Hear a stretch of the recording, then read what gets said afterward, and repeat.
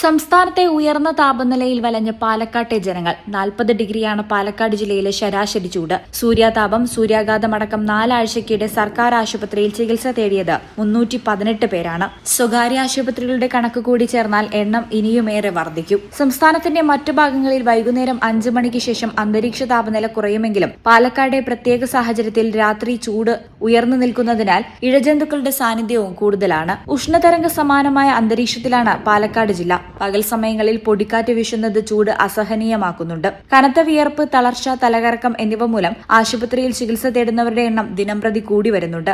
ഔദ്യോഗിക കണക്ക് പ്രകാരം സൂര്യാതാപമേറ്റുള്ള ചൂടുകുരു, ചൊറിച്ചൽ തുടങ്ങിയവ സഹിക്കാനാകാതെ പാലക്കാട് ജില്ലയിലെ ആശുപത്രികളിൽ എത്തിയവരുടെ എണ്ണം 200 കടന്നു. 71 പേർക്ക് തൊലി പൊള്ളി അടർന്നു പോയിട്ടുണ്ട്. നിരന്തരമായി വെയിലേറ്റാൽ സൂര്യാഘാതം വരാനും ജീവന് ഭീഷണിയാകാനും സാധ്യതയുണ്ട്. ജില്ലയിൽ 2 സംഭവങ്ങളാണ് അത്തരത്തിൽ ഇതുവരെ ഉണ്ടായിട്ടുള്ളത്. സൂര്യൻ കത്തിജ്വലിച്ച് നിൽക്കുന്ന പകൽ 11 മണി മുതൽ 3 മണി വരെ നേരിട്ട് വെയിൽ കൊള്ളാതിരിക്കാനുള്ള ജാഗ്രത പുലർത്തണമെന്ന് ജില്ലാ ആരോഗ്യ വിഭാഗം മുന്നറിയിപ്പ് നൽകുന്നു. നമുക്ക് ജില്ലയിൽ ഉണ്ടായ കണക്ക് ഞാൻ പറയാം. ഇതുവരെ ഈ വർഷം 168 കേസുകളാണ് റിപ്പോർട്ട് ചെയ്തിട്ടുള്ളത്.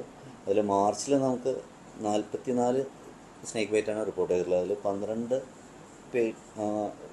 വിഷമുള്ള പാമ്പുകൾ കടിയാണ് അതിലുണ്ടായിരുന്നത്.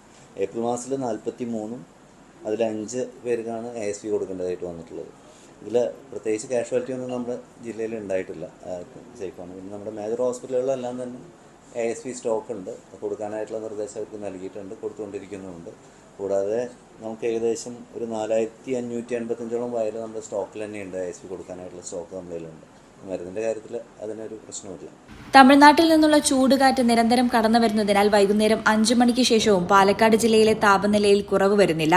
ഇക്കാരണത്താൽ രാത്രികാലങ്ങളിൽ പാമ്പിന്റെ സാന്നിധ്യം കൂടാൻ കാരണമാകുന്നു. ഏപ്രിൽ മാസം 43 പേർക്ക് പാമ്പ് കടിയേറ്റിട്ടുണ്ട്. മാർച്ച് മാസം 44 പേർക്കും. പാമ്പ് കടിയേറ്റാലുടൻ നൽകേണ്ട ആന്റിവെനം ഇഞ്ചക്ഷനും വിദഗ്ധ ചികിത്സാ സൌകര്യങ്ങളും സർക്കാർ ആശുപത്രികളിൽ ക്രമീകരിച്ചിട്ടുണ്ട്. നിലവിലെ ചൂട് കുറച്ച് ദിവസങ്ങൾ കൂടി തുടരും. കാലാവസ്ഥാ നിരീക്ഷണ കേന്ദ്രത്തിന്റെ അറിയിപ്പ് പ്രകാരം 3 ദിവസത്തിനുള്ളിൽ ജില്ലയുടെ ഒറ്റപ്പെട്ട മേഖലകളിൽ ചെറിയ മഴയ്ക്ക് സാധ്യതയുണ്ട്. അന്തരീക്ഷ താപനില 1 ഡിഗ്രി വരെയെങ്കിലും കുറവ് വരുത്തും.